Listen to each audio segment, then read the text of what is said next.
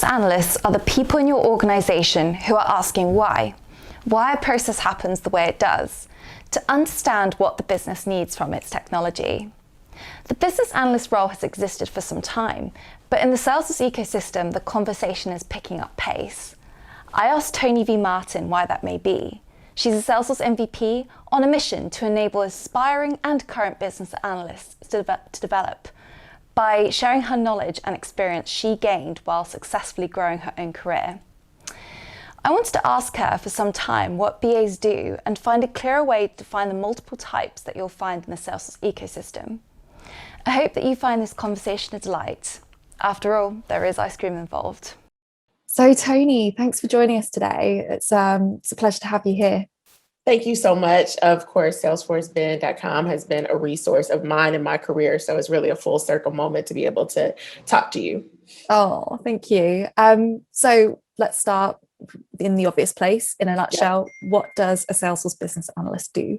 So a Salesforce business analyst, I guess in a nutshell, acts as a translator. So the business wants to accomplish something, and we know that something is going to be accomplished using Salesforce. And so a BA's job is to translate what the business wants to do into how it actually gets done. And they do that, in a variety of ways. It's not a straight path, but in a nutshell, if I had to explain to somebody at the bar, that would be what I tell them. Yeah, exactly. Because, to a layperson, we use all these terms like requirements gathering and this and that. And it's just good to have something that's relatable, like that translator analogy. Yeah, that's really great. So why did you decide to start your mission to basically help aspiring business analysts to develop further? Like what drove you to do that? So like so many of us, I started as an accidental admin. I didn't know Salesforce was a thing. And when I found out that it was actually a lucrative career path, I dove in head first. This was pre-Trailhead days. So I found my local user group meetings and interacted with people and learned about the role. But I didn't feel that I, one, even knew what a Salesforce business analyst was or did. Two, I didn't think I was qualified. And three, I didn't know how to get started. And so, of course, I networked and pieced my way together, got certified. But I always wished that there had been, clearer resources to help me in my journey. And I was talking to Mary Scotton, who's an amazing Salesforce developer and evangelist. And I was expressing the frustration that there's not a lot out here. This is the career path that I think is a great fit for me, but I don't know how to really, make myself successful at it, how to get a job. And she said, well, you need to create what you want to see. And I took that to heart and I started to create the resources that I wished existed when I was starting, as well as I matured in my career to support me ongoing, and was able to find out other people felt the same way, to the tune of, kind of the thousands of people who have joined my Trailblazer group and the people who register for these summits. So it really affirmed that other people felt the same way that I did in terms of looking for resources to help them become or start careers as Salesforce business analysts. Yeah, that's amazing. How many years ago was that roughly?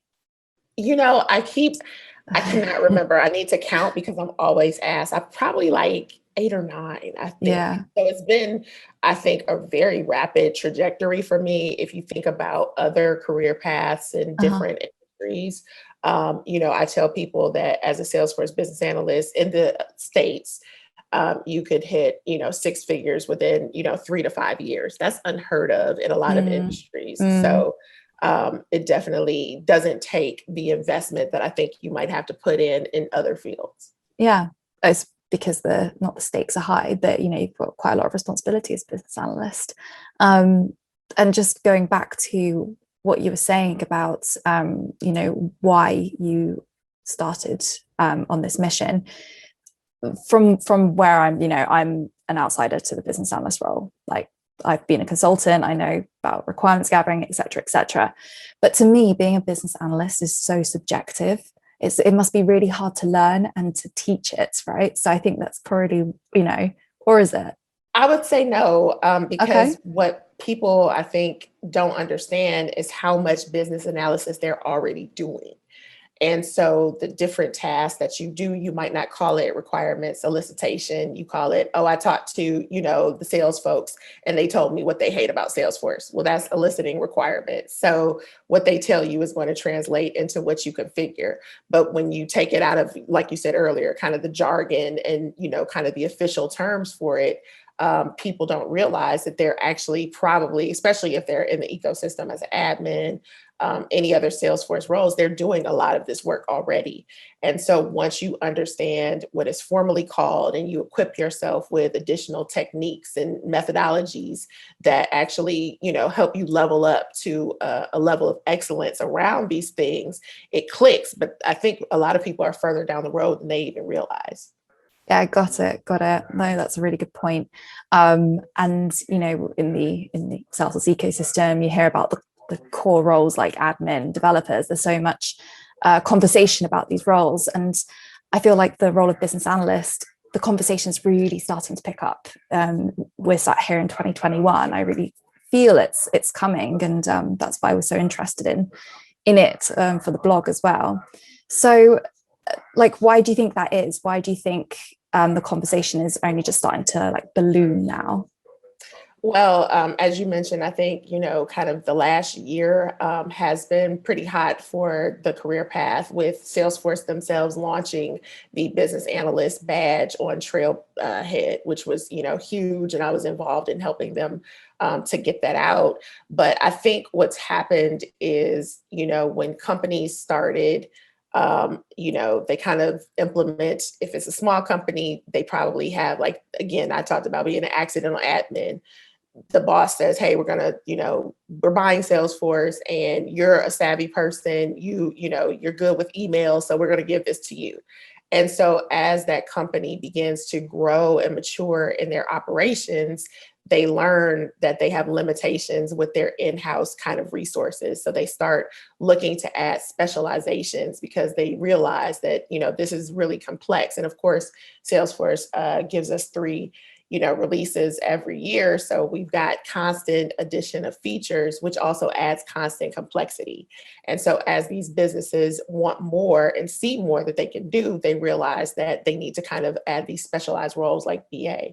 On the enterprise side, I think it's the same thing where companies, are growing and they're really investing, going all in on Salesforce. And in order to get the most of it, maybe they had a consulting partner who helped them stand up the implementation, but they understand that's not cost effective to keep, doing large engagements. So they try to bring that expertise in-house with BAs.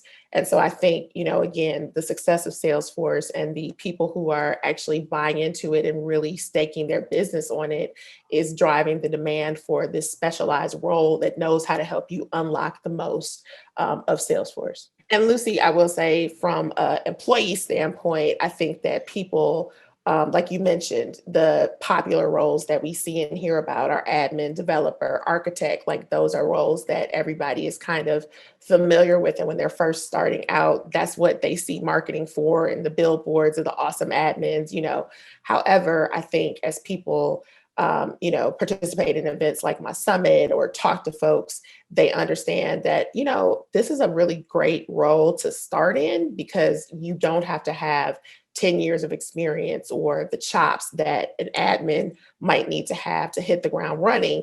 If you come from business, if you've had prior career experience, you can actually transition that with, getting your first administrator certification and launching a career.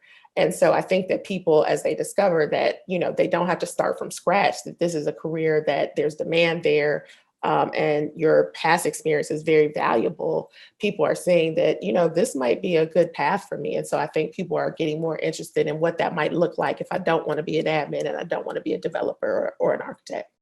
Yeah, definitely. And I think, it's oversaid, but those softer skills, I think, as you're saying, you could transition into a BA role quite smoothly if you're just good at asking questions and listening and asking more questions. And you mentioned you mentioned your summit, which was last month, and I loved it. I listened in, and I thought your keynote really hit the mark, because it just clearly set out and explained the different types of business analysts. You described them as flavors, ice cream flavors. So obviously people can go watch the replay, but would it be okay if you gave like a 1 and 2 line summary of each? Absolutely. And so the thought process is you hear the term Salesforce Business Analyst, and of course, that's where I started. And, you think it's across the board, this is a Salesforce Business Analyst. But what is true is that one size doesn't fit all when it comes to that title. And so I try to kind of break out the different types of BAs because it does make a difference in terms of if you're looking to start this role or move into your next role, how you navigate that. And so it's very imperative that you're clear on the type of BA that you are and or want to be. So just in a nutshell, I define those as generalists. And these are people who can work in a variety of orgs.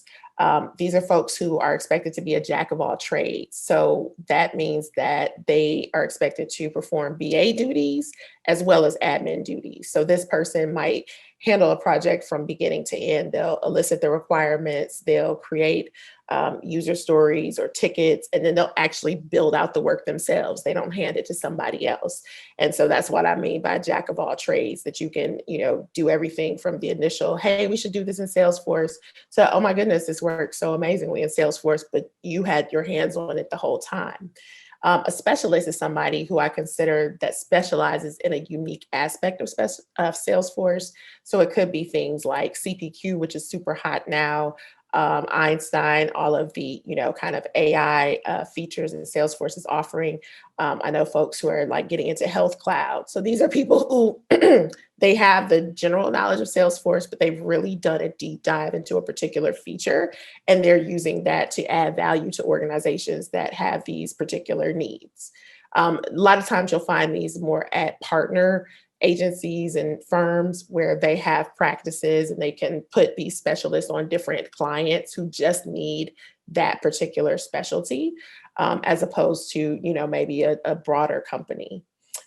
Pure BAs are people who I term as not having Salesforce experience, but they're established as business analysts. So they understand the whole business analyst, tasks, responsibilities, but they don't have Salesforce experience. And you may find people like this who are at enterprise companies and they're transitioning maybe from one team to another. Or again, like I mentioned, a company is just starting with Salesforce and they've got BAs, but these BAs, it's just another tool for them. They can work on a variety of tools. They're tool agnostic, if you will, and more of a pure business analyst. And they're not so focused on the actual platform itself. Technical BAs are folks who really have a heavy emphasis on the systems, on the data. These are people who may delve into code. So these are folks who might, have been developers and can actually, facilitate requirements elicitation on that coding level. Then functional BAs are people who have an emphasis more on how the system functions. And they have a really deep understanding of the business process itself. A lot of times, if you have a large organization that has an IT department and then business units, you might find this type of Salesforce BA in the business unit where they don't necessarily have access to the system to actually, configure it. They're not the strongest in Salesforce. They're more strong in their business domain knowledge, but they still interact on Salesforce projects. And then hybrid, those are the ones that I guess it's like a kind of rocky road flavor, if you will. They've got a little bit of everything and they just can, span the gamut no matter what. So that's kind of the 6 ones that I came up with. I'm sure folks out there may have some ideas on, where they fall or if they would consider themselves one or the other. But I think it kind of helps to think through what those different options could be. Yeah, as you were talking and explaining it, I don't know why, but in my head I just had like Venn diagrams. It's great that you've like distilled that for everybody, and yeah, they can then pick their own patch there. So which of the flavors are most common, or flavor is most common at the moment in the Salesforce ecosystem that you see the most? One of our favorite answers as a BA, it depends. So I think for the small and mid-sized businesses, they're going to be looking for generalists. So they can't necessarily afford to have a separate admin as well as a BA. So they're looking for somebody who can do both of those, wear both of those hats. A lot of times the title won't be Salesforce Business Analyst. It may be administrator or some other title that doesn't have anything to do with Salesforce, but that person is performing kind of the generalist role. And I think at the enterprise level, you're going to see all the other ones because they can afford the specialized, role, having somebody come in and just be a business analyst or devoting, technical and functional resources on one project. Or like I said, they're implementing a specific cloud or functionality, and they can actually accommodate, that type of specialized role. And then also, companies may staff up. So it might be a contract role where they just need this person for 6 or 12 months for this particular project. So I think at the small and mid-sized level, you'll see more of the generalists. And then at the enterprise level, you'll get everybody else, the specialists, the pure, the technical and functionals, and the hybrids. Yeah, nice. And I guess, yeah, it's true. It's going to depend on the size of the company. And do you think those demands are going to shift at all in the next 12 to 18 months? Will one become more in demand than the other? I don't think so necessarily. I think, like you talked about earlier, kind of the trend that's overall is just the demand for Salesforce BAs. And the opportunities exist, like I said, knowing kind of what the profile of that company is and what their needs are allows you as a job seeker or someone who's looking to change careers to pinpoint and say, you know what, I'm a established business analyst. I don't have Salesforce experience, but, my company is talking about doing this implementation. So I need to raise my hand and let them know that, I've got BA skills. I'm ready to kind of, help with this project. So I think knowing what those demands would be at those different organization types is just going to allow people to meet the demand that's there. And again, it's just going to depend on your area, on, kind of now that we have the remote opportunities. I think it's more from a standpoint of us as career folks to kind of identify where we want to go with it. But the demand, I think, is there across the board for any of these types. Yeah, true. I just think, in my mind, I just think about how fast the platform's expanding, all these different auxiliary products. So I think, if anybody was keen to find a niche, they can find one very easily now and really go into it there. But yeah, even having said that, I guess mid-sized companies as well, their orgs are getting more complex. So there's always going to be a need for a generalist. And I'm sure we have many budding business analysts listening. And so I thought it would be nice to finish off by, you imparting your advice. You've obviously been very inspirational to a lot of people. If someone was interested in transitioning into the role of a BA, what advice would you give them? I would say Salesforce BA specifically, the one thing is that you need to start with, knowing the role, what it entails. And then from there, you've got to get certified. So when I started, it's kind of one of those do as I say, not as I do situations. I was able to start my career without being certified. However, again, this was pre-Trailhead. There were less resources out there. So if you want to pursue a path as a Salesforce business analyst, you've got to know Salesforce. And so certification, getting that at least administrator certification is a great way to show that you have a bare, minimum base level understanding of the platform. And then pairing that with, your understanding of what a Salesforce business analyst does and the deliverables that we create. I think those two are enough to get people started and down the path. Nice. I know I said that was the last question, but I just thought of a good one as well. You said that when you started out, there were scarce resources. So what would be one or two things that you wish you had known that you would tell yourself if you were starting out again?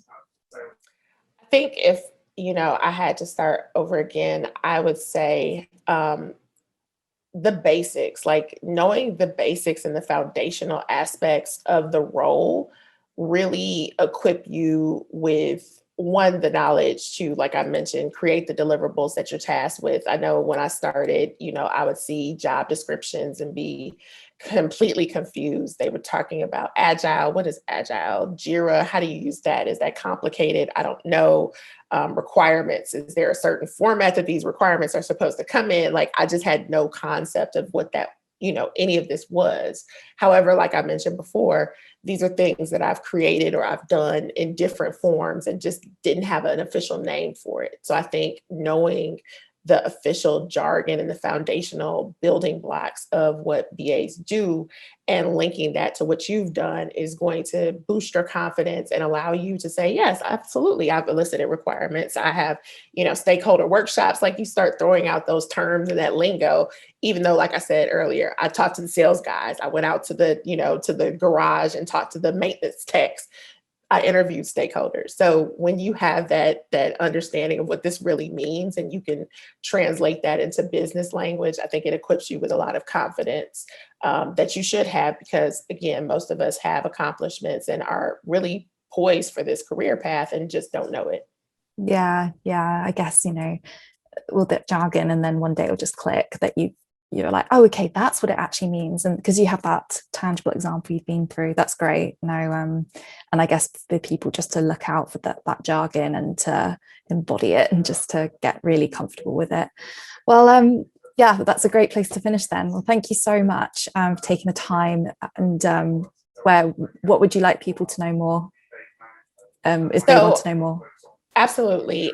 So, we've touched on the summit, and that is a resource that I created, a free resource. It happens twice a year. This is our third year, where I pull together, other Salesforce MVPs, thought leaders, and then just everyday BAs who are in the trenches, and people, open up their laptop and let you look over their shoulder and, how they organize their projects and tips and tricks that are helpful for them. So I think anybody who's interested in the career path, the summit is a great opportunity. If you're looking to further your career path, I actually have a membership that's starting where I'll be covering what I mentioned, the basics, the foundational elements, helping people understand, some of the agile methodology.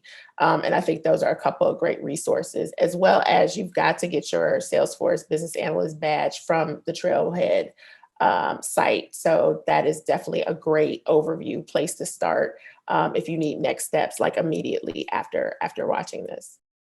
Right. So if they're curious, go do the Business Analyst badge. If they want to really dip their toe in, watch the whole summit. And if they're very serious, consider your membership. Love that. Yeah. I'm stealing that for my blurb. All right. Thanks again. It was a pleasure speaking with you. Thank you so much, Lucy. This was great. We could talk about this all day, clearly, and I appreciate you and all the great content that your team is putting out. So thank you.